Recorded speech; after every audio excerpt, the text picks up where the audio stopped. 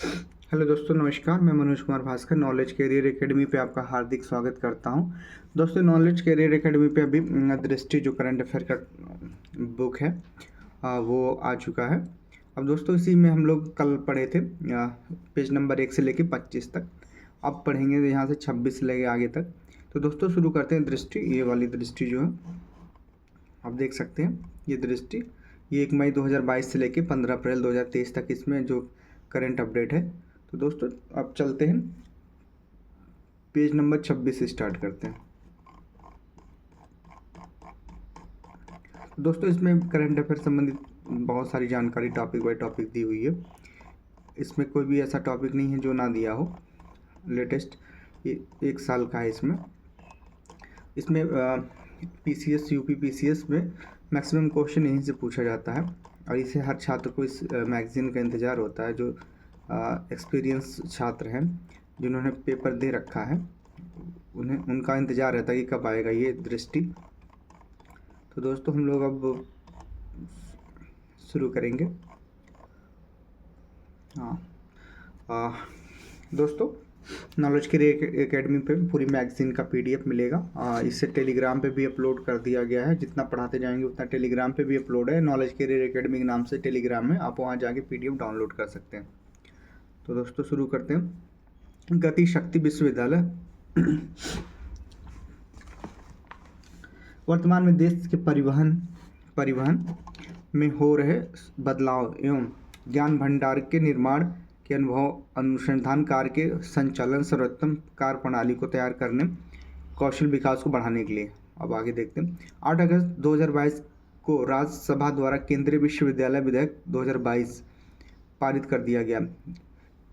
विधेयक लोकसभा द्वारा 3 अगस्त 2022 को पारित किया गया है और 16 अगस्त 2022 को राष्ट्रपति की सहमति के साथ प्राप्त करने के पश्चात ये विधेयक अधिनियम हो गया।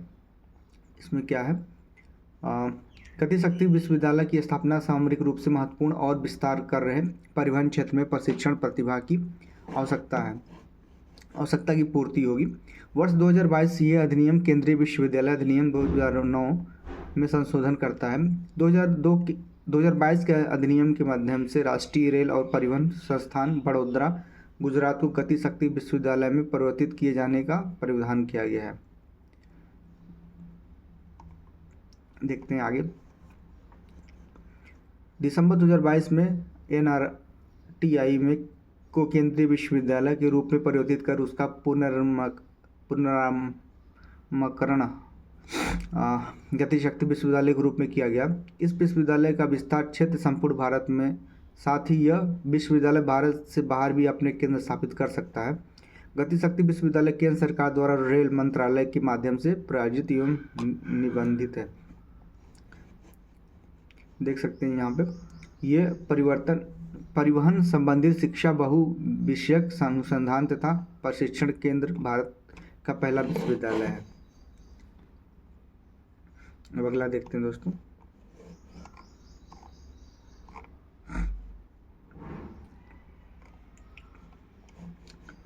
यहाँ जगदीप धनखड़ भारत के नए उपराष्ट्रपति। चूँकि ये अपडेट जो है अभी हमारे भी यूपी पीसीएस का अपर पीसीएस का जो पहला एग्ज़ाम हुआ था 12 जून को, उसके बाद में ये सारी न्यूज़ हैं, तो हम इसको पढ़ेंगे क्योंकि आने के चांसेस है।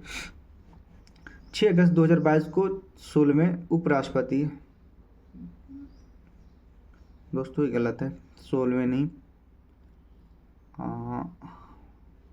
14वें उपराष्ट्रपति होगा, नहीं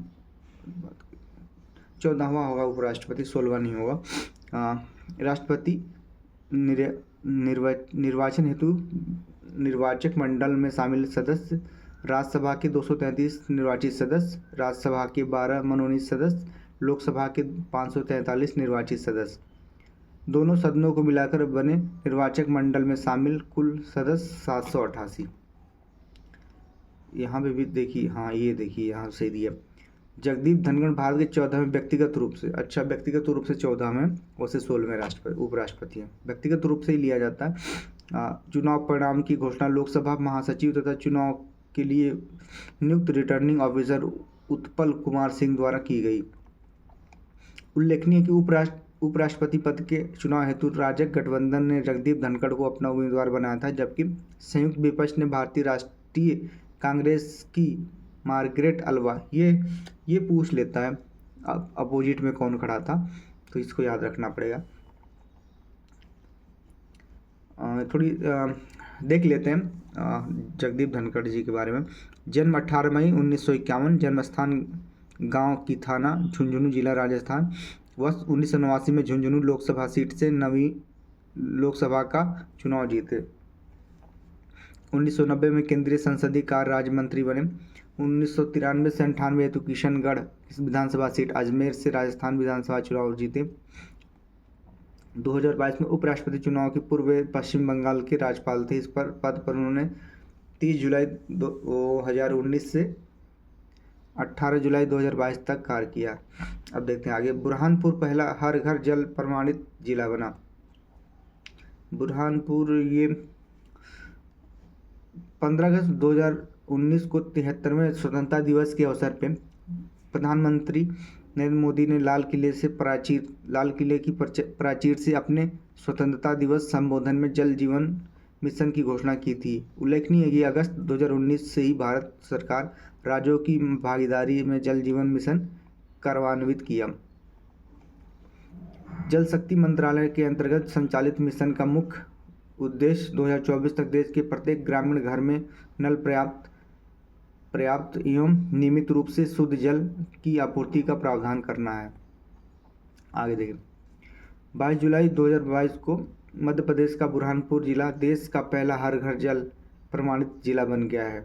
हम लोग दोस्तों इतना ही पढ़ेंगे कि बुरहानपुर कहाँ है मध्य प्रदेश में, क्योंकि बहुत ज़्यादा डिटेल पढ़ने की ज़रूरत नहीं है, ऐसे क्वेश्चन ऐसे ही पूछे जाते हैं। तो बुरहानपुर हो गया। अब आगे बढ़ते हैं, थोड़ा सा और देख लेते हैं इसमें। गोवा पहला हर घर जल प्रमाणित राज्य। 18 अगस्त 2022 को गोवा को देश का पहला हर घर जल प्रमाणित राज्य घोषित किया गया है। इसके साथ ही दादरा एवं नगर हवेली और दमन द्वीप को पहला हर घर जल प्रमाणित केंद्र शासित प्रदेश घोषित कर दिया। चूँकि दोस्तों दादरा नगर हवेली और दमन द्वीप अब एक ही केंद्र शासित प्रदेश मिला के हो गया है, तो ये दोनों पहला केंद्र शासित प्रदेश और गोवा पहला प्रदेश घोषित किया गया। गोवा एवं दादरा नगर हवेली और दमन द्वीप के सभी जिले, ब्लॉकों, पंचायतों एवं गाँवों में जल के पानी को आपूर्ति 100% की जा चुकी है। देखते हैं दोस्तों इधर भारत नवाचार सूचकांक 2021। अक्टूबर 2019 में भारत नवाचार सूचकांक के प्रथम संस्करण को लॉन्च किया गया था, जो भारत के राज्य स्तर पर नवाचार परितंत्र का विश्लेषण करने तथा उसे बढ़ावा देने का एक उपयोगी साधन है। इस सूचकांक के निम्नलिखित 2 मुख्य अवयव हैं। वो कौन कौन से हैं? इनेबल्स और परफॉर्मेंस। देखिए ये है इनेबल्स, ये है परफॉर्मेंस। अब इनेबल में क्या क्या है? इस सूचकांक में नवाचार हेतु किए गए निवेश को इनेबल्स के माध्यम से मापा जाता है। इसके अंतर्गत निम्न 5 स्तंभ है। इनेबल के अंदर 5 स्तंभ है। कौन कौन से? ये मानव पूंजी है, निवेश है, ज्ञान कर्मी है, व्यापारिक परिवेश है, सुरक्षा एवं विधिक परिवेश है। अब परफॉर्मेंस के अंदर क्या क्या है ये देखते हैं। किसी अर्थव्यवस्था के अंतर्गत संचालित नवाचार संबंधी गतिविधियों के परिणाम, रिजल्ट ऑफ आउटपुट का इस शीर्षक के तहत शामिल किया गया है। इसमें शामिल प्रदर्शन संबंधी 2 स्तंभ हैं, ज्ञान निर्गत, ज्ञान प्रसार। उपयुक्त 7 स्तंभ कुल 66 संकेतों पर आधारित है। स्पष्ट है कि भारत नवाचार सूचकांक 2021 के फ्रेमवर्क संयोजन में कुल 66 संकेतक के तहत 50 परफॉर्मेंस के तहत 16 शामिल है। मतलब आपका इनेबल्स में 50 है और परफॉर्मेंस में 16, तो टोटल मिला के 66 हो गया। अब इधर देखते नीचे। 21 जुलाई 2022 को नीति आयोग द्वारा भारत नवाचार सूचकांक 2021 जारी किया गया। इस सूचकांक का 3य संस्करण है। इस रिपोर्ट को तैयार करने में गुरुग्राम स्थित इंस्टीट्यूट फॉर द कॉम्पिटिटिवनेस ज्ञान भागीदार के रूप में शामिल रहा है। इस सूचकांक भारत के सभी 28 राज्यों तथा 8 केंद्र शासित प्रदेशों को शामिल किया गया। राज्य और केंद्र शासित प्रदेशों को पुनः 3 श्रेणियों में विभक्त किया गया: बड़े राज्य, उत्तर पूर्वी तथा पहाड़ी राज्य, केंद्र शासित प्रदेश एवं शहरी राज्य। गोवा को एक राज्य होने के बावजूद उसके छोटे आकार के कारण केंद्र शासित प्रदेशों और शहरी राज्यों की श्रेणी में वर्गीकृत किया गया है। बड़े राज्य में कर्नाटक स्कोर पहले स्थान पे है। अब यहाँ देख लेते हैं दोस्तों, कर्नाटक पहले स्थान पे, तेलंगाना दूसरे स्थान पे, हरियाणा तीसरे स्थान पे। भारत नवाचार सूचकांक जो बड़े राज्य है।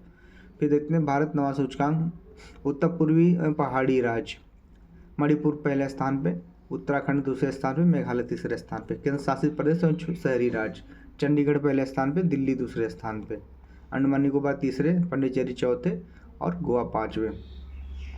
तो इस प्रकार से हम लोग यहाँ देख लिए। अब देखते हैं क्या है। हाँ, यहाँ पे वैश्विक नवाचार सूचकांक, इसमें देखते हैं 2015 में 141 रैंक, 2016 में 128 रैंक और 2022 में 132 रैंक है। 21 में 132 और 2020 में 132 भारत का रैंकिंग है। ये देखना जरूरी है। 32, 32, 31। अब देखते हैं बुंदेलखंड एक्सप्रेसवे का उद्घाटन कब हुआ था। यहाँ आते हैं दोस्तों स्मरणीय बिंदु तथ्य पे।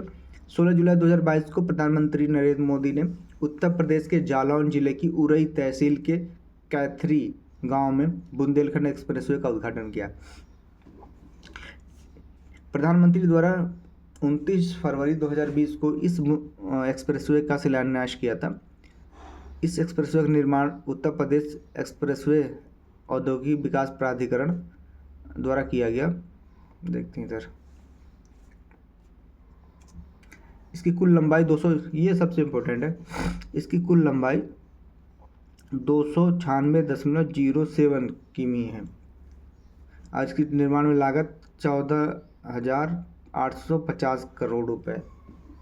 भविष्य में इसे 6 लाइन का विकसित किया जाएगा। और ये किन किन जिलों से होकर गुजरता है ये देख लें। देखिए, एक्सप्रेसवे 7 जिले से गुजरता है, चित्रकूट, बांदा, महोबा, हमीरपुर। मतलब ये एक मंडल हो गया। चित्रकूट, बांदा, महोबा, हमीरपुर ये मंडल हो गया एक, और जालौन, औरैया, इटावा ये 3 हो गए। 4 मंडल के जिले हो गए और 3 अलग, जालौन, औरैया, इटावा, मतलब 7 जिलों से गुजरता है। तो ये था दोस्तों, इसकी लंबाई 296.07 किलोमीटर और 7 जिलों से होकर गुजरता है, चित्रकूट, बांदा, महोबा, हमीरपुर, जालौन, औरैया, इटावा, ये इससे संबंधित हो गया। अब आगे देखते हैं दोस्तों, NIRF इंडिया रैंकिंग देखते हैं इसमें क्या है। 15 जुलाई 2022 को केंद्रीय शिक्षा मंत्री धर्मेंद्र प्रधान ने नेशनल इंस्टीट्यूट रैंकिंग फ्रेमवर्क निर्गत किया। इसमें क्या है, इसमें जो यूनिवर्सिटीज़ हैं IIT वगैरह उनकी रैंकिंग दी गई है।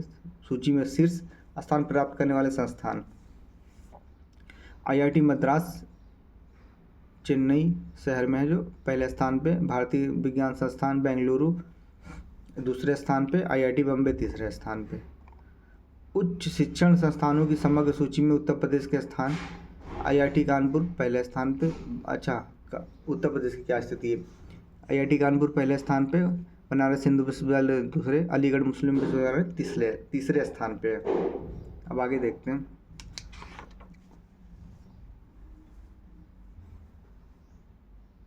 ये इम्पोर्टेंट नहीं है।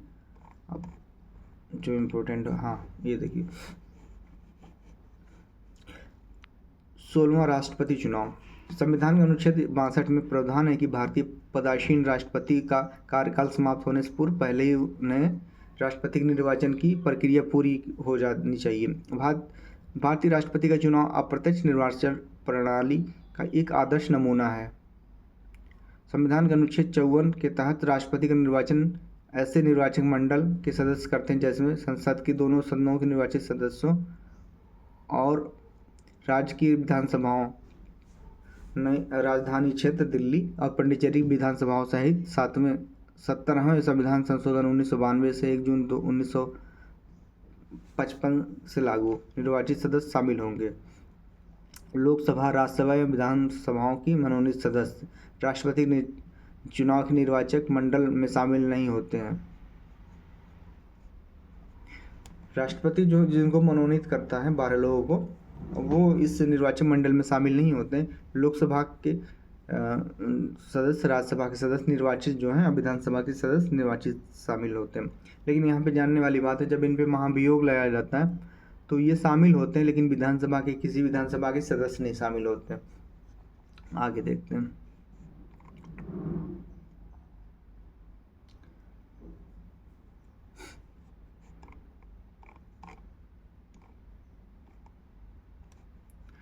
संविधान सभा द्वारा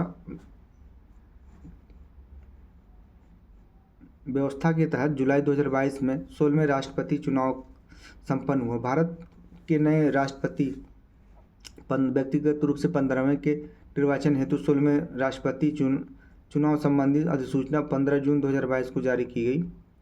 भारत निर्वाचन आयोग द्वारा 16वें राष्ट्रपति द्वारा चुनाव के लिए राज्यसभा के महासचिव पीसी मोदी को निर्वाचन अधिकारी नियुक्त किया गया था। 16वें राष्ट्रपति चुनाव में उम्मीदवारों द्वारा अभ्यर्थिता वापस लेने की अंतिम तिथि के बाद से वैध प्रत्याशी ही चुनाव मैदान में थे। झारखंड के पूर्व राज्यपाल द्रौपदी मुर्मू, पूर्व केंद्रीय वित्त मंत्री यशवंत सिन्हा, ये याद रखें कि इनके विपक्ष में कौन थे, यशवंत सिन्हा, पूर्व केंद्रीय मंत्री यशवंत सिन्हा थे। इतना ही देखें, आगे देखते हैं,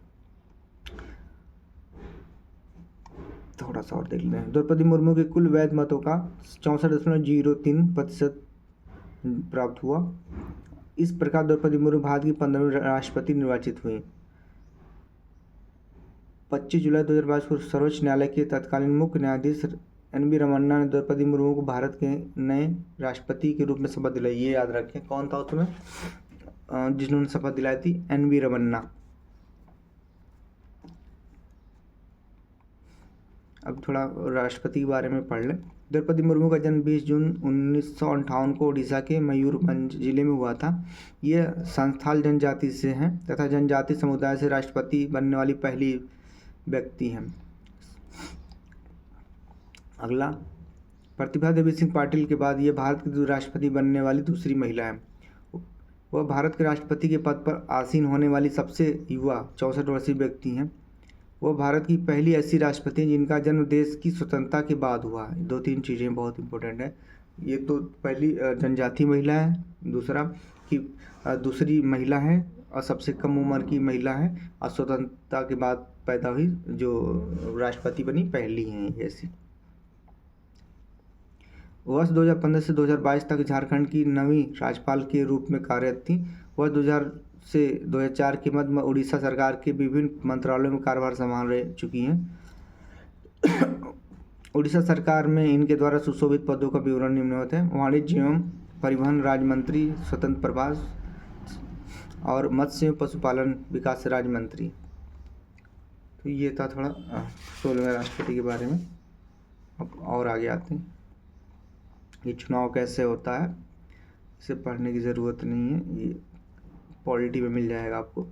अब ये देखते हैं, पुल्लम पारा देश की पहली पूर्ण डिजिटल साक्षर पंचायत। ये देखते हैं कहाँ की है। हाल ही में पुल्लम पारा को देश की पहली पूर्ण डिजिटल साक्षर ग्राम पंचायत घोषित किया गया। ये घोषणा केरल के मुख्यमंत्री पिनरई विजयन ने एक समारोह में किया। देखिए केरल कितनी कितनी चीज़ों में आ गया है।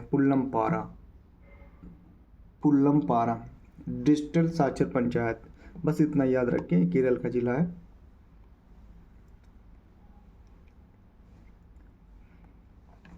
ये देखिए अग्नि एवं नई रक्षा भर्ती योजना, इसके बारे में थोड़ा सा देख लें क्या है।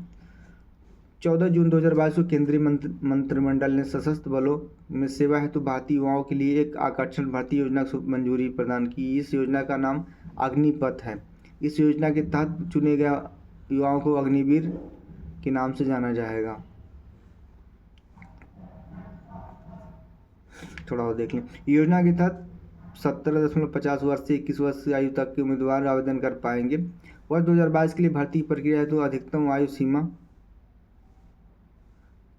23 वर्ष तय कर दी गई थी। ज्ञात हो कि भारतीय नौसेना ने अग्निवीरों की भर्ती में महिलाओं को 20% तक आरक्षण देने का निर्णय लिया है। यह आरक्षण कितना है? 20% है। और आगे बढ़ते हैं।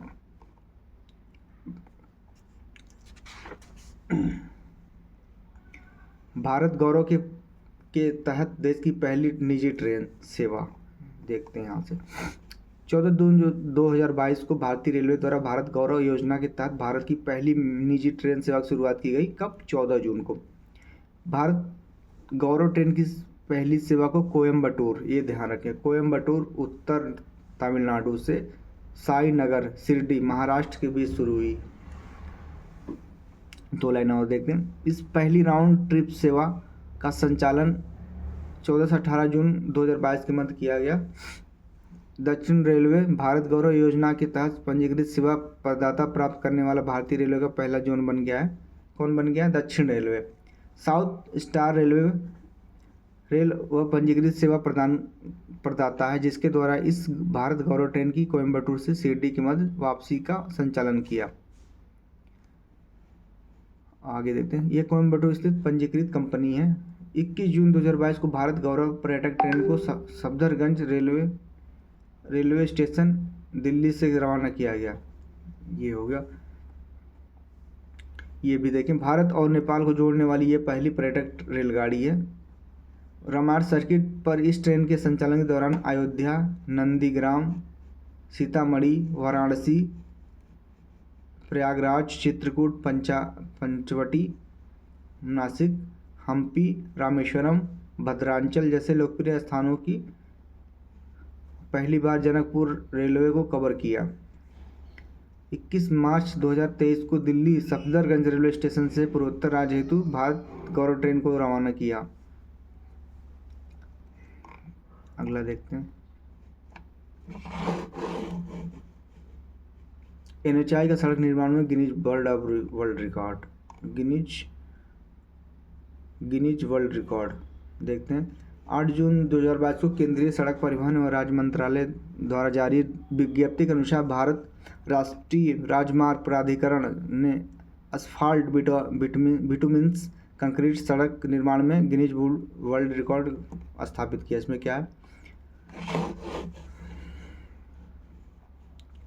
इस परियोजना का कार्यान्वयन NHAI द्वारा Rajpath infrastructure private limited Pune द्वारा संचालित किया गया। इस सड़क का निर्माण NH 53 पर महाराष्ट्र के अमरावती एवं अकोला जिलों के बीच किया गया। NH 53 पर एकल लेन में 84.40 किमी लंबी एस्फाल्ट बिटुमिन्स कंक्रीट सड़क का निर्माण 105 घंटे एवं 33 मिनट में किया गया। इस परियोजना में 2070 मीट्रिक टन बिटुमिन से युक्त 36,634 मीट्रिक टन बिटुमिन मिश्रण के उपयोग किया गया। ये Guinness book of world record में किया गया। अब आगे देखते हैं दोस्तों।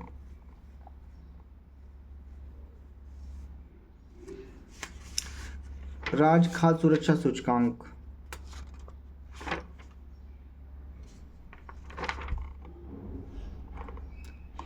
क्या रहेगा? वर्ल्ड रिकॉर्ड राज्य खाद्य सुरक्षा सूचकांक, इसमें देखते हैं।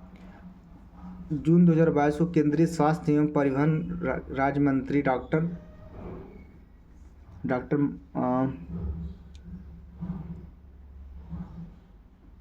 मानक प्राधिकरण जारी डॉक्टर मनसुख मांडविया द्वारा राज्य खाद्य सुरक्षा सूचकांक 2021-22 जारी किया गया। इस सूचकांक में खाद्य सुरक्षा के निम्न 5 प्रमुख मानकों को आधार बना के किया गया। इसमें कौन से मानक है? मानव संसाधन संस्थान आंकड़े, अनुपालन सारांश। इसका वेटेज देख लें। पहले का वेटेज है 20%, दूसरा अनुपालन का वेटेज है 30%, प्रशिक्षण और क्षमता निर्माण तीसरे का वेटेज है 10%, खाद्य प्रशिक्षण आधारभूत संरचना और निगरानी का वेटेज है 20%, उपभोक्ता सशक्तिकरण का वेटेज है 20%। तो ये हो गया। इसमें पहले स्थान पे कौन है इसको देख लेते हैं। पहले स्थान पे तमिलनाडु है, दूसरे स्थान पे गुजरात है। आगे देखते हैं। कुल प्राप्तांकों के आधार पर शीर्ष 5 छोटे राज्य, ये बड़े राज्यों में था। छोटे राज्य कौन कौन से? छोटे राज्य गोवा पहले स्थान पे, मणिपुर दूसरे स्थान पे, सिक्किम तीसरे स्थान पे। केंद्र शासित प्रदेशों में जम्मू कश्मीर पहले स्थान पे। राष्ट्रीय व खेल नीति इसमें देखते हैं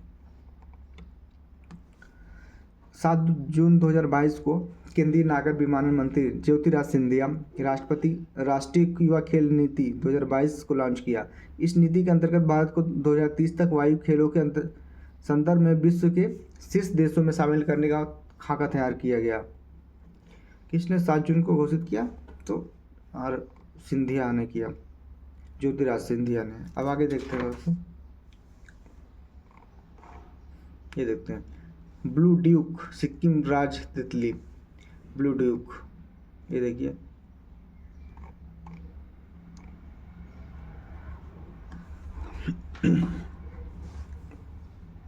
पाँच जून 2022 को विश्व पर्यावरण दिवस के अवसर पर सिक्किम ने ब्लू ड्यूक राज तितली घोषित किया। ऑनलाइन जनमत सर्वेक्षण में ब्लू ड्यूक को 57%, जबकि कृष्णा पीकॉक को 43% मत प्राप्त हुआ।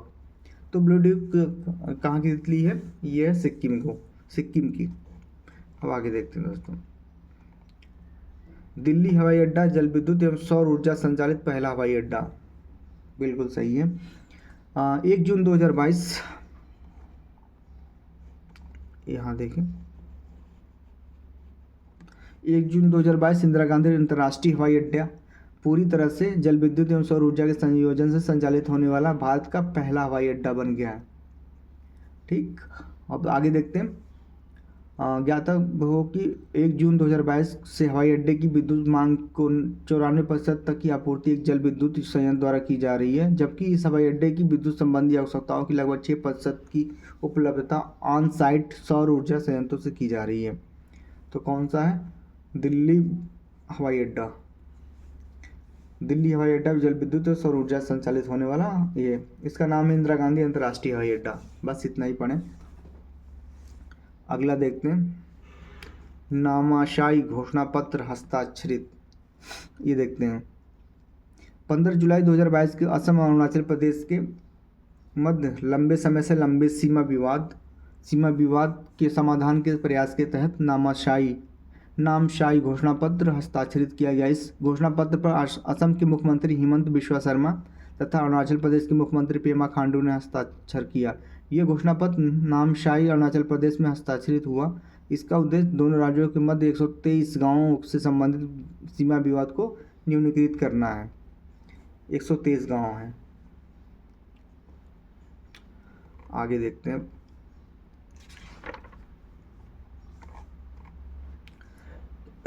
अंतर्राष्ट्रीय प्रदेश करंट अफेयर।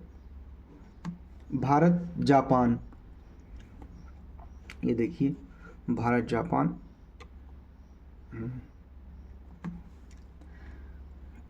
20-21 मार्च 2023 के मध्य जापान के प्रधानमंत्री फूमियो किशिदा भारत की आधिकारिक यात्रा पर रहे। किशिदा की यह भारत यात्रा अनौपचारिक थी और ये भारत जापान के मध्य 2006 में आयोजित की जा रही वार्षिक द्विपक्षीय शिखर सम्मेलन का भाग नहीं था। ज्ञात है कि 14वां भारतीय जापान वार्षिक शिखर सम्मेलन मार्च 2022 में आयोजित किया गया था। उल्लेखनीय है कि 2022 में भारत जापान राजनयिक संबंधों की स्थापना की 14वीं वर्षगांठ, ये देखिए 17वीं वर्षगांठ मनाई गई थी। वर्ष 2022-23 में भारत G20 का अध्यक्ष है और भारत G20 का अध्यक्ष है और जापान G7 का अध्यक्षता करेगा टोक्यो में। ठीक है, जबकि G7 की अध्यक्षता करेगा कौन? जापान। उल्लेखनीय कि राष्ट्राध्यक्षों और शासन प्रमुखों का 18वां G20 शिखर सम्मेलन 9 से 10 सितंबर 2023 के दौरान नई दिल्ली में आयोजित किया जाएगा, जबकि G7 शिखर सम्मेलन 2023 19 से 21 मई 2023 को मध्य हिरोशिमा जापान में आयोजित किया जाएगा। इस यात्रा के दौरान 2023 के भारत जापान पर्यटन वर्ष के रूप में मनाने की घोषणा की गई। 2023 किस रूप में मनाई जाएगी? भारत जापान पर्यटन वर्ष। ये देखें, बहुत इंपॉर्टेंट है, भारत जापान पर्यटन वर्ष। अब अगला देखें, भारत ऑस्ट्रेलिया। 8 से 11 मार्च 2023 के मध्य ऑस्ट्रेलिया के प्रधानमंत्री एंथोनी अल्बनीज ने भारत की राजकीय यात्रा संपन्न की। मई 2022 में ऑस्ट्रेलिया के प्रधानमंत्री पद ग्रहण करने के बाद श्री अल्बनीज की यह भारत की पहली आधिकारिक यात्रा थी।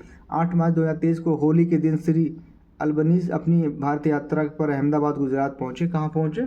तो अहमदाबाद गुजरात। ये भी इम्पोर्टेंट है, कहाँ पहुँचते हैं।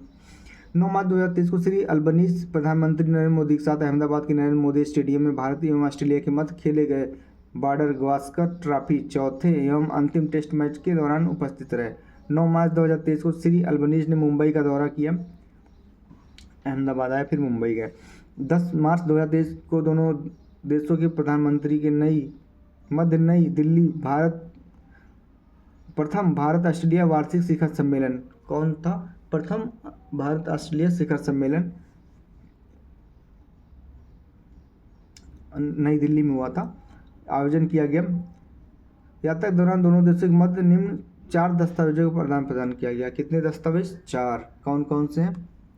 ऑडियो विजुअल सह उत्पादन समझौता 1, दूसरा खेलों से सहयोग पर समझौता 2, नवाचार में सहयोग बढ़ाने हेतु भारत के अटल इनोवेशन मिशन तथा ऑस्ट्रेलिया के राष्ट्रमंडल वैज्ञानिक एवं औद्योगिक अनुसंधान संगठन के मध्य आशय पत्र, ये 3। चौथा है 2 कार्यबलों यथा सोलर टास्क फोर्स और दूसरा हरित हाइड्रोजन टास्क फोर्स की स्थापना। ये 2-4 चीज़ों पे जो है बात बनी है। अगला दिन भारत में ऑस्ट्रेलिया के नवाचार परितंत्र। अब आगे देखें, ये 3 मार्च 2023 को ऑस्ट्रेलिया के डिकिन विश्वविद्यालय को भारत में अपनी अंतर्राष्ट्रीय शाखा खोलने की मंजूरी प्राप्त हुई है। यह पहला विदेशी विश्वविद्यालय है जिसकी कोई शाखा भारत में स्थापित की जाएगी। मतलब पहली शाखा है डिकिन विश्वविद्यालय ऑस्ट्रेलिया की। डिकिन विश्वविद्यालय गिफ्ट सिटी गांधीनगर गुजरात में अपने अंतर्राष्ट्रीय शाखा परिसर की स्थापना करेगा। इसकी स्थापना हेतु मंजूरी अंतर्राज्यीय वित्तीय सेवा केंद्र द्वारा प्रदान की गई। उल्लेखनीय कि अक्टूबर 2022 में अंतर्राष्ट्रीय वित्तीय सेवा केंद्र प्राधिकरण और अपतटीय शिक्षा केंद्रों में स्थापना और संचालन विनिमय 2022 का अधिसूचित किया गया। अब अगला देखते हैं, भारत ऑस्ट्रेलिया में क्या है, आगे देखते हैं। ये नहीं, यहाँ पे भारत भूटान 3 से 5 अप्रैल 2023 के मध्य भूटान नरेश जिग्मे खेसर नामग्याल वांगचुंग ने भारत की आधिकारिक यात्रा की। ये की। उल्लेखनीय है कि भारत भूटान की 13वीं पंचवर्षीय योजना में सहयोग हेतु सहमत हो गया। उल्लेखनीय है कि भूटान में भारत के सहयोग से वांगदेछू जल विद्युत परियोजना क्षमता 720 मेगावाट का निर्माण किया गया है, जिसे हाल ही में भूटान को सौंप दिया गया। भूटान में भारत भूटान सहयोग के माध्यम से विकसित अन्य प्रमुख परियोजनाएं पुनात झांगछू जल विद्युत परियोजना। अब अगला देखते हैं, भारत इटली 2 से 3 मार्च 2023 के मध्य इटली के प्रधानमंत्री जॉर्जिया मेलोनी ने भारत की राजकीय यात्रा संपन्न की। इनके साथ इटली के प्रधानमंत्री एंटोनिया तजानी एवं उच्च स्तरीय व्यापारी प्रतिमंडल भी भारत यात्रा पे आया था। 5 वर्ष के अंतराल के बाद इटली के प्रधानमंत्री की भारत यात्रा थी, द्विपक्षीय यात्रा थी। उल्लेखनीय कि इसके पूर्व अक्टूबर 2018 में इटली के तत्कालीन प्रधानमंत्री गिउसेप्पे कांटे ने भारत का दौरा किया था। 8वें रायसीना संवाद 2023 में मुख्य अतिथि एवं मुख्य वक्ता के रूप में भाग लिया। 8वें रायसीना संवाद में उल्लेखनीय है कि 2023 में भारत एवं इटली के मध्य राजनयिक संबंधों की स्थापना की 75वीं वर्षगांठ है। कौन सी वर्षगांठ है? 75वीं। अब आगे देखते हैं दोस्तों, भारत जर्मनी 25 से 26 फरवरी के मध्य जर्मनी की चांसलर ओलाफ सोल्ज ने भारत की राजकीय यात्रा संपन्न की। अपनी भारत यात्रा 25 फरवरी को नई दिल्ली पहुंचने के बाद उन्होंने 26 फरवरी 2023 को बेंगलुरु का दौरा किया। वर्तमान भूमिका जर्मन चांसलर श्री सोल्ज की यह पहली यात्रा थी। आगे देखते हैं, भारत मिस्र 24 से 27 जनवरी 2023 के मध्य मिस्र के राष्ट्रपति अब्देल फतेह अल सीसी ने भारत की राजकीय यात्रा की। क्योंकि ये बहुत इंपॉर्टेंट है, इन्होंने 26 जनवरी में जो गणतंत्र दिवस होता है उसमें मुख्य अतिथि भी थे। तो ये याद रखें, मिस्र के जो राष्ट्रपति अब्देल फतेह अल सीसी थे। अब आगे देखते हैं। ये देखिए 26 जनवरी 2023 के भारत के 74वें गणतंत्र दिवस अवसर पर श्री सीसी मुख्य अतिथि के रूप में उपस्थित रहे। यह पहला अवसर था जब गणतंत्र दिवस के अवसर पर मिस्र के राष्ट्रपति मुख्य अतिथि के रूप में आमंत्रित किया गया था। मतलब पहले थे ऐसे ही मिस्र की सेना की एक टुकड़ी ने भी गणतंत्र दिवस में परेड में भाग लिया।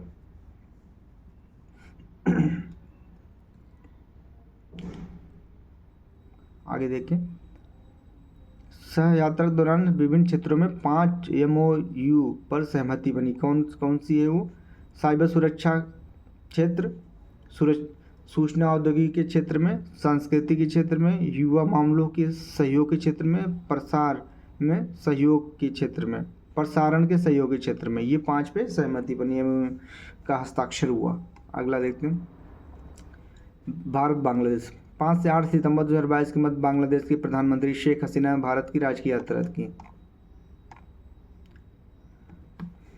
इसमें देखते हैं 8 सितंबर 2022 को अजमेर में सूफी संत ख्वाजा मोइनुद्दीन चिश्ती दरगाह का दौरा किया। यात्रा के दौरान जल शक्ति मंत्रालय और जल संसाधन मंत्रालय बांग्लादेश सरकार के बीच भारत और बांग्लादेश सीमा पर बहने वाली नदी कुशियारा, ये देखिए कुशियारा, PDF थोड़ा साफ नहीं है, से पानी की निकासी पे समझौता ज्ञापन में हस्ताक्षर किया गया। आगे देखते हैं। उल्लेखनीय कि मैत्री ऊर्जा संयंत्र 320 मेगावाट सुपर क्रिटिकल कोयला आधारित ताप ऊर्जा है जो बांग्लादेश के खुलना डिवीजन रामपाल में स्थित है। ये संयंत्र $2 बिलियन की अनुमानित लागत से स्थापित किया गया, जिसमें $1.6 बिलियन की भारतीय विकास सहायता मिली है। इसके अतिरिक्त दोनों पक्षों द्वारा रूपसा रेल पुल की उद्घाटन किया गया। कौन सा पुल है? रूपसा, ये देख सकते हैं रूपसा रेल पुल। इसकी 5.13 किमी लंबा यह पुल बांग्लादेश के मोंगलापत्तन को खुलना से जोड़ता है। साथ ही यह पश्चिम बंगाल में पेट्रापोल और गेडे में भारतीय सीमा तक भी कनेक्टिविटी प्रदान करता है। अगला देखते हैं, इसमें और क्या डिटेल है भारत बांग्लादेश में। 18 मार्च 2023 को प्रधानमंत्री नरेंद्र मोदी एवं बांग्लादेश की प्रधानमंत्री शेख हसीना ने संयुक्त रूप से वर्चुअल माध्यम से भारत बांग्लादेश मैत्री पाइपलाइन का उद्घाटन किया। इस पाइपलाइन निर्माण की आधारशिला सितंबर 2018 में रखी गई थी। IBFP भारत और बांग्लादेश के बीच पहली सीमा पार ऊर्जा पाइपलाइन है। ठीक है। अगला देखिए, इसमें बांग्लादेश को 1 मिलियन मीट्रिक टन प्रतिवर्ष उच्च स्पीड डीजल को परिवहन करने की क्षमता है। ये पाइपलाइन नुमालीगढ़ रिफाइनरी लिमिटेड के सिलीगुड़ी स्थित विपणन टर्मिनल से बांग्लादेश पेट्रोलियम कॉर्पोरेशन के पावर्तीपुर डिपो तक विस्तृत है। इस पाइपलाइन की लंबाई 131.57 किलोमीटर है।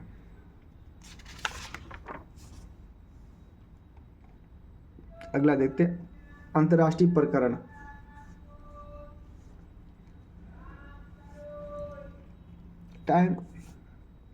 टाइम्स ऑफ सर्वाधिक प्रभावशाली व्यक्ति 2023 पहला है ये। इसमें क्या है कि कलाकार श्रेणी में मैक्सिको अमेरिका अभिनेत्री सलमा हाइक, अमेरिकी अभिनेत्री ड्रू बैरिमोर सहित 19 व्यक्ति शामिल हुए। भारत का कोई है, देखते हैं। प्रवर्तक श्रेणी में शामिल प्रमुख व्यक्ति, ये प्रवर्तक शामिल प्रमुख श्रेणी व्यक्ति कौन है? व्यक्ति की किलियन एम्बाप्पे फुटबॉलर हैं, फ्रांस के फुटबॉलर हैं, तथा ईगा स्विएटेक पोलैंड की टेनिस खिलाड़ी हैं। ये असाधारण व्यक्ति श्रेणी में शामिल प्रमुख व्यक्ति पद्म लक्ष्मी भारतीय मूल की अमेरिकी लेखिका, अभिनेत्री, मॉडल एवं television host Elon Musk, SpaceX के संस्थापक एवं ट्विटर के CEO लियोन मेसी, अर्जेंटीना के फुटबॉलर आदि नेता लीडर्स जैसे कुल 20 लोग शामिल हैं, जिनमें ओलेना जेलेंस्का यूक्रेन के राष्ट्रपति की पत्नी, जो बाइडेन अमेरिका राष्ट्रपति, बोला अहमद तिनुबू नाइजीरिया की नवनिर्वाचित राष्ट्रपति जेनेट एलन अमेरिकी वित्त मंत्री आदि प्रमुख व्यक्ति के रूप में शामिल हैं। आइकॉन राष्ट्र इस श्रेणी में कुल 15 लोगों के स्थान प्राप्त किए, जिसमें भारतीय अभिनेता शाहरुख खान शामिल है। मार्गदर्शक श्रेणी में भारतीय फिल्म निर्देशक यस राजमौली को शामिल किया गया।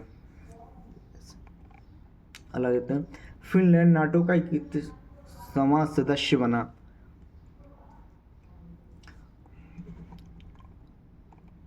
देखते हैं यहाँ पे 4 अप्रैल 2023 को फिनलैंड नाटो का नवीनतम 31वां सदस्य बना है। अब नाटो के बारे में देख लेते हैं। नाटो की स्थापना 4 अप्रैल 1949 को हुई थी और ये सदस्य कब बना है? 4 अप्रैल 2023 को, मतलब अपने वर्षगांठ पे बना है ये।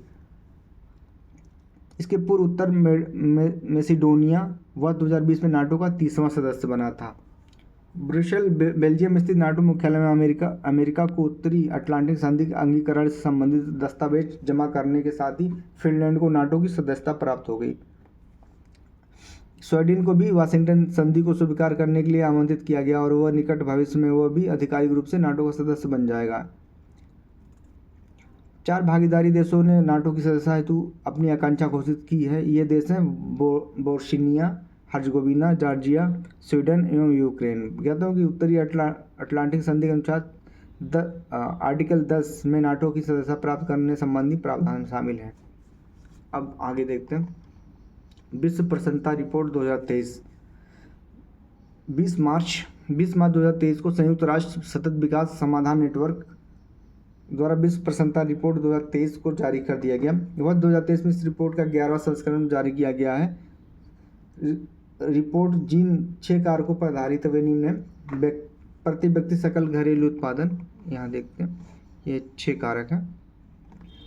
प्रति व्यक्ति सकल घरेलू उत्पादन, सामाजिक अवलंबन, स्वस्थ जीवन प्रत्याशा, जीवन के विकल्प चुनने की स्वतंत्रता, उदारता, भ्रष्टाचार बोध। इस रिपोर्ट में कुल 137 देशों को रैंक प्रदान की गई है। WHR वर्ल्ड हैप्पीनेस रैंक 2023 में रैंकिंग हेतु 2020 से वर्ष 2022 तक के अर्थात 3 वर्ष के गैल्प वर्ल्ड पोल के डाटा का उपयोग किया गया है। पहला स्थान किसका है? पहला स्थान फिनलैंड का है। दूसरा स्थान किसका है? डेनमार्क का है। अब भारत का कौन सा स्थान है? भारत का स्थान आप देख सकते हैं, ये है वर्ल्ड हैप्पीनेस रैंकिंग 2023 में भारत का 126वां स्थान है। टोटल 137 देशों में भारत का स्थान 126वां है। वर्ल्ड उल्लेखनीय कि वर्ल्ड हैप्पीनेस रैंकिंग 2022 में भारत का 136वां स्थान था। आपकी कितना है? 126, 36 और 26। आगे देखते हैं,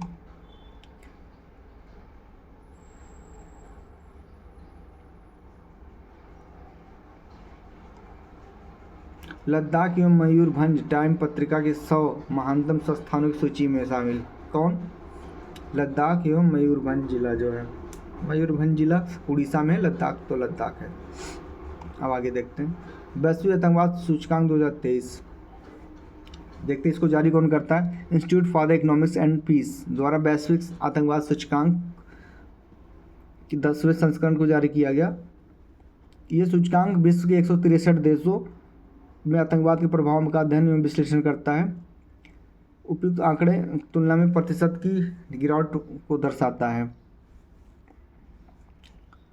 थोड़ा सा डिटेल देखें। उपयुक्त आंकड़ा 2021 की तुलना में 9% की गिरावट को दर्शाता है, जबकि वर्ष 2021 की भांति वर्ष 2022 में इस्लामिक स्टेट IS लगभग 410 आतंकवादी हमलों के साथ विश्व का सबसे घातक आतंकवादी समूह रहा है। नीचे देखते हैं, गौरतलब कि भूटान, चीन, कुवैत, ओमान, सिंगापुर समेत कुल 71 देशों को 0 स्कोर के साथ में आतंकवाद से अप्रभावित देशों की श्रेणी में रखा गया। कौन है? भूटान है, चीन है, कुवैत है, ओमान है, सिंगापुर है समेत 71 देश। पहले स्थान पर सबसे अधिक प्रभावित कौन है? तो देखते हैं, अफगानिस्तान पहले स्थान पे। अब भारत का देख लेते हैं किस स्थान पे। भारत जो है वो 13वें स्थान पे। पहले स्थान पे अफगानिस्तान और 13वें स्थान पे भारत। बस इतना ही जरूरी है।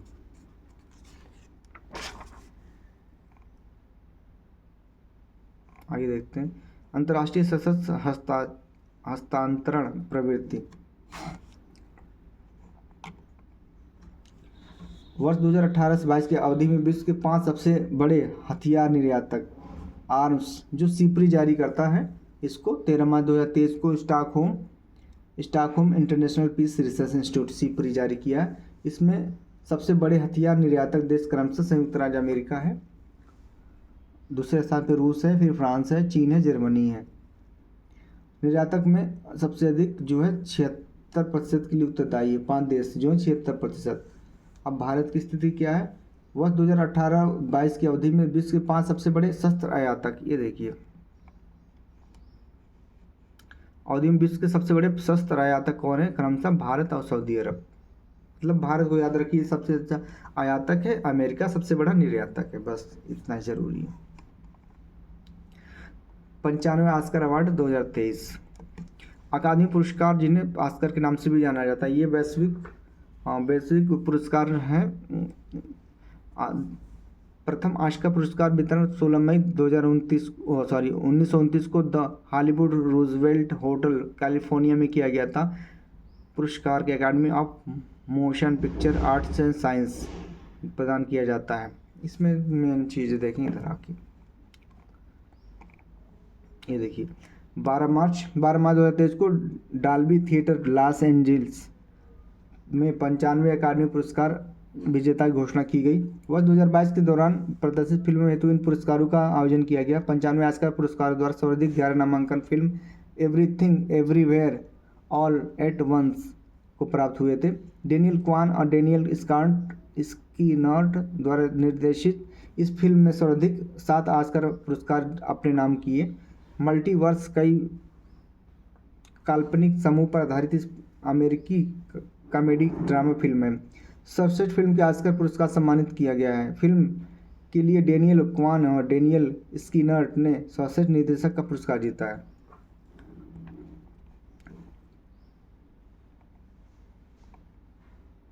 यहाँ देखिए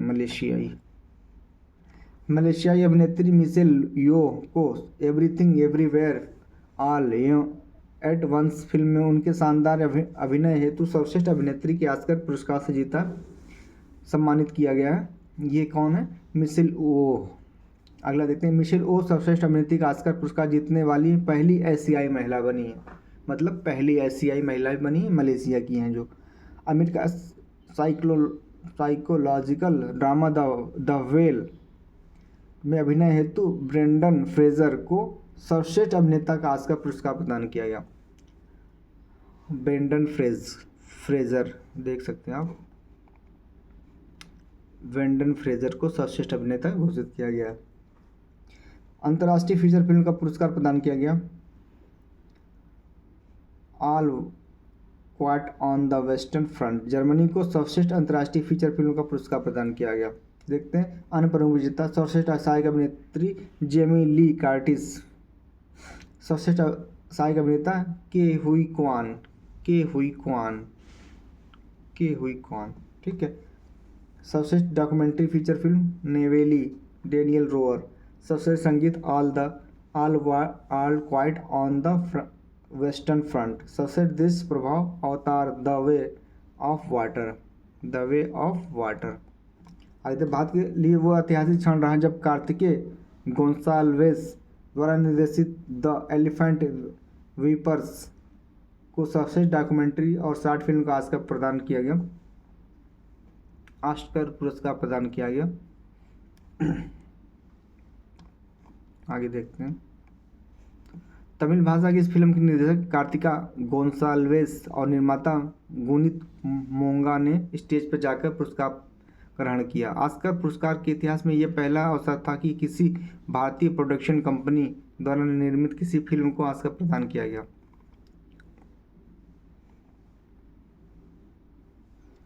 आगे देखते हैं,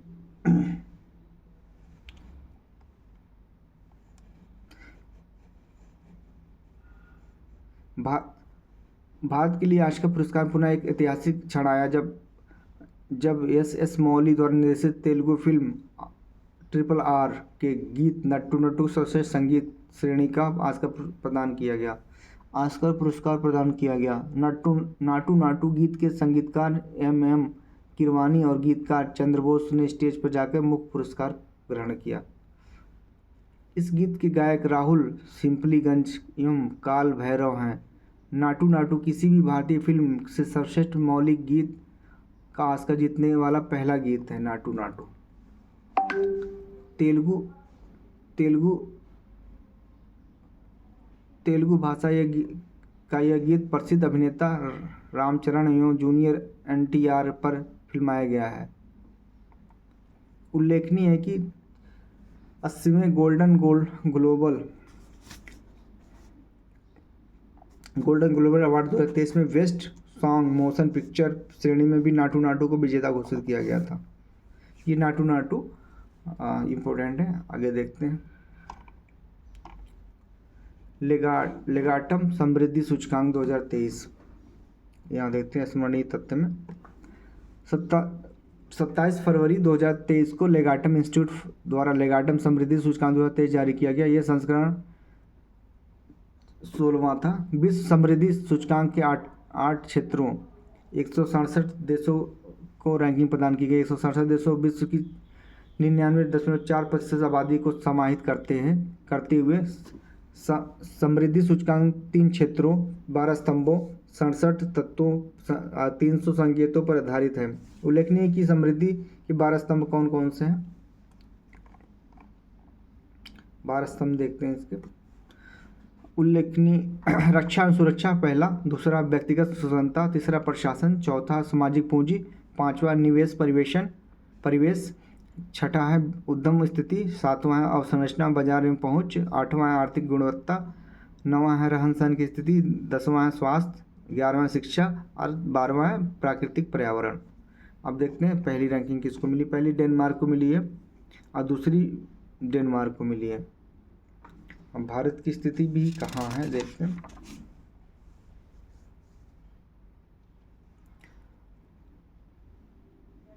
देखते हैं यहाँ पे लेगाटम समृद्धि सूचकांक 2023 में भारत को 103वां, ये देखिए 103वां स्थान प्राप्त हुआ, जबकि 2022 में 100वां स्थान प्राप्त था। आर्थिक स्वतंत्रता सूचकांक 2023 इसमें देखते हैं। 27 फरवरी 2023 को आर्थिक सूचकांक 2023 जारी किया गया। यह सूचकांक का 29वां संस्करण था। विश्व के 184 देशों आर्थिक नीतियाँ स्थितियों को तुलनात्मक अध्ययन किया गया। 4 देशों सिंगापुर, स्विट्जरलैंड, आयरलैंड, ताइवान को अत्यधिक उच्च आर्थिक स्वतंत्रता स्कोर प्राप्त हुआ। इनमें आर्थिक रूप से स्वतंत्र की श्रेणी में वर्गीकृत किया गया। भारत, ब्राज़ील और रूस जैसी प्रमुख अर्थव्यवस्थाएं इस श्रेणी में शामिल हैं। सूचकांक में सिंगापुर को विश्व की सबसे बड़ी स्वतंत्र अर्थव्यवस्था घोषित किया गया। 2023 में भारत का स्कोर 131वां है। पहले स्थान पे कौन है? सिंगापुर 84 देशों में, अब भारत 131वां स्थान पे है। ये भारत याद रखें, पहले स्थान पे सिंगापुर और Bharat. The agriculture innovation mission for climate में शामिल स्मरणीय तथ्य देखते हैं। ये देखिए 22 फरवरी 2023 को भारत एक आशय पत्र पर हस्ताक्षर किया, शामिल हो गया। अब अबू धाबी में आयोजित I2U2 समारोह में शामिल हुआ। वर्तमान में AIM4C के 47 सदस्य हैं। वर्तमान में AIM4C पहले ने वैश्विक स्तर पर $8 बिलियन अमेरिकी डॉलर से अधिक का निवेश सफलतापूर्वक प्राप्त कर लिया है। अगला देखते हैं अंतर्राष्ट्रीय बौद्धिक संपदा सूचकांक तथ्य। फरवरी 2023 में मुख्य US चैम्बर ऑफ कॉमर्स के वैश्विक नवाचार नीति केंद्र द्वारा वैश्विक बौद्धिक संपदा सूचकांक 2023 जारी किया गया। वार्षिक रूप से जारी किए जाने वाले सूचकांक का 11वां संस्करण था। इस सूचकांक में 55 देशों को शामिल किया गया है। वैश्विक सूचकांक में देखते हैं किसका स्थान कौन सा है।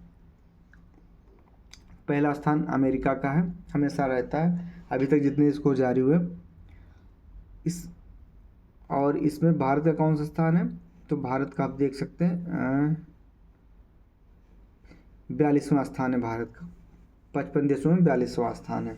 आगे देखते हैं भ्रष्टाचार बोधक सूचकांक, इसका अस्मरणीय तत्व देखते हैं।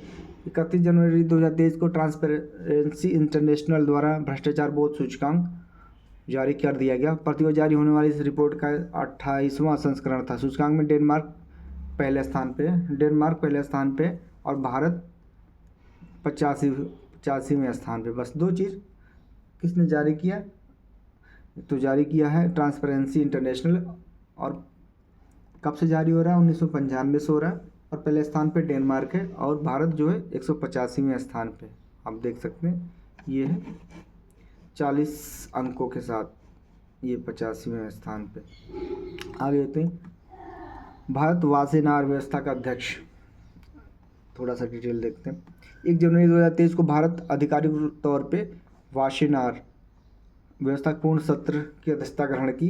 ज्ञातव्य हो कि 30 नवंबर से 1 दिसंबर 2022 के मध्य वियना में वासेनार व्यवस्था की 26वीं वार्षिक पूर्व बैठक का आयोजन किया गया था। इस बैठक में भारत की वासेनार व्यवस्था की अध्यक्षता सौंपी गई थी।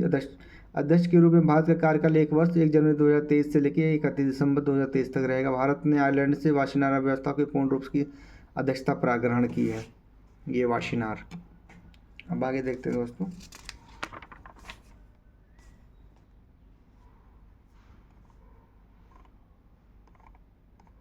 मानव स्वतंत्रता सूचकांक। यहाँ देखते हैं स्मरणीय तथ्य में क्या है। मानव स्वतंत्रता सूचकांक के तहत नागरिक व आर्थिक स्वतंत्रता के आधार पर विश्व में मानव स्वतंत्रता की स्थिति प्रस्तुत की जाती है।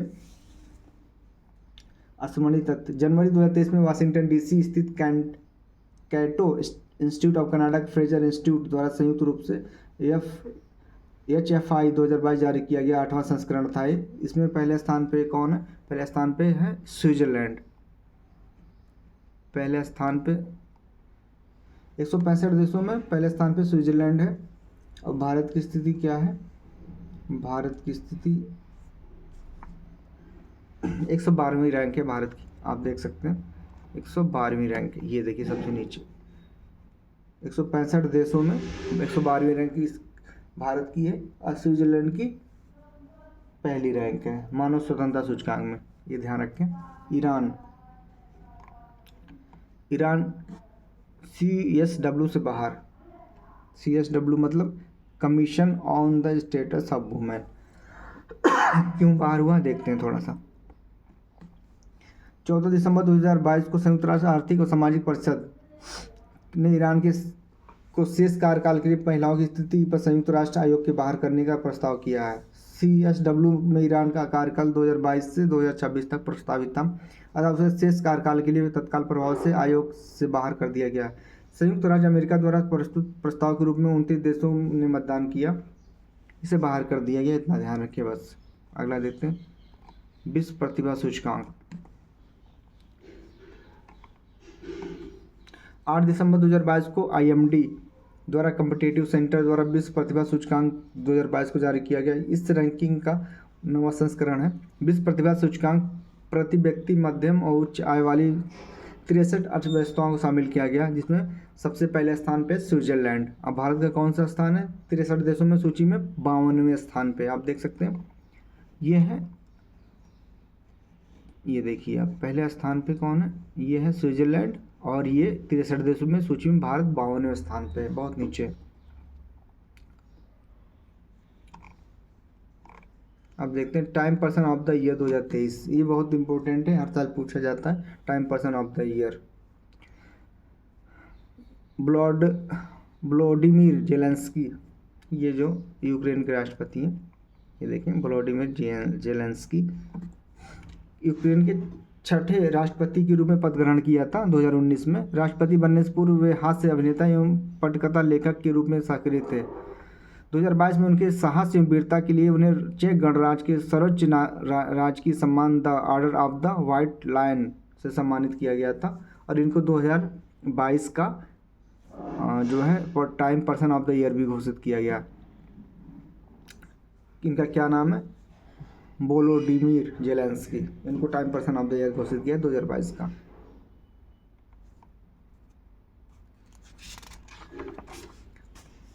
अगला देखते हैं।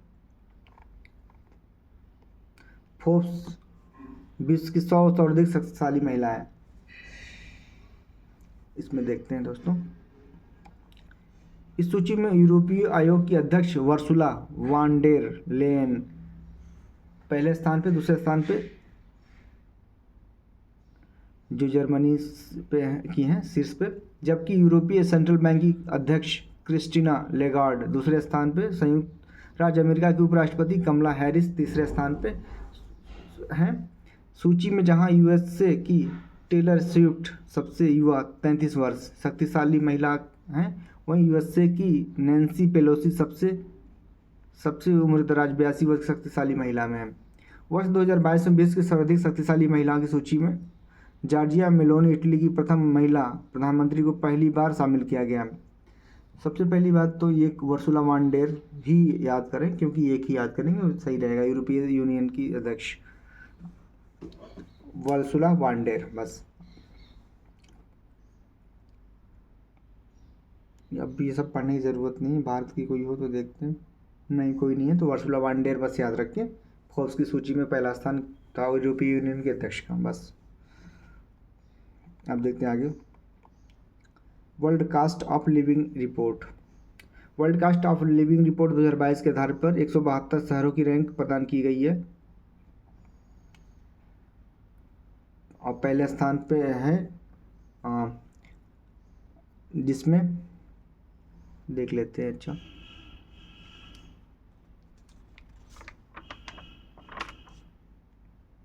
ये देखते हैं। World cost of living report 2022 के आधार पर शहरों की रैंकिंग प्रदान की गई है। यह है रैंकिंग में न्यूयॉर्क शहर को कीमतों के लिए आधार शहर के रूप में चिन्हित किया गया है। सर्वेक्षण के अनुसार वर्ष 2022 में सिंगापुर न्यूयॉर्क फर्स्ट रैंक में रहने के लिए सबसे महंगे शहर में है, सिंगापुर एवं न्यूयॉर्क। ठीक है, आगे देखते हैं। न्यूयॉर्क ने रैंकिंग में पहली बार शीर्ष स्थान प्राप्त किया। अमेरिका का शहर न्यूयॉर्क।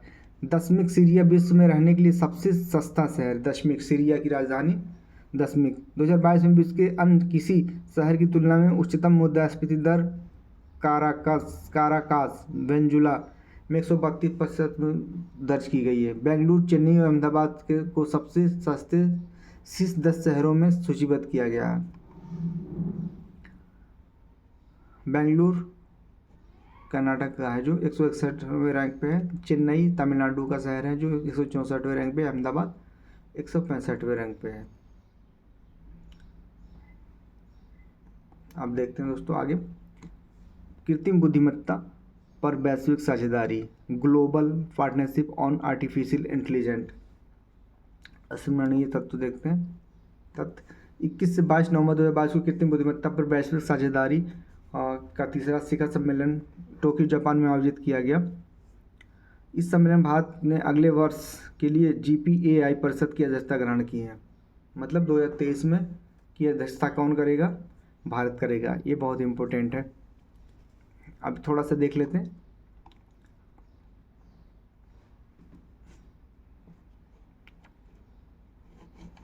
GPAI के शिखर सम्मेलन। पहला शिखर सम्मेलन 3 से 4 दिसंबर 2020 कनाडा के मॉन्ट्रियल में।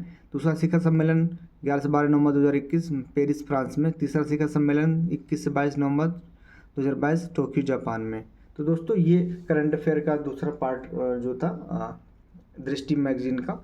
अब दोस्तों फिर अब आगे से पेज नंबर 51 से लेके 75 के बीच में आपको पढ़ाया जाएगा तीसरे पार्ट में। तो दोस्तों अगर करंट अफेयर का टॉपिक अच्छा लगे तो आप लोग लाइक सब्सक्राइब करें चैनल को। इसी तरह 25 पेजों का 215 पेज है, इसको ख़त्म कर दिया जाएगा 3 से 4 दिनों के अंदर।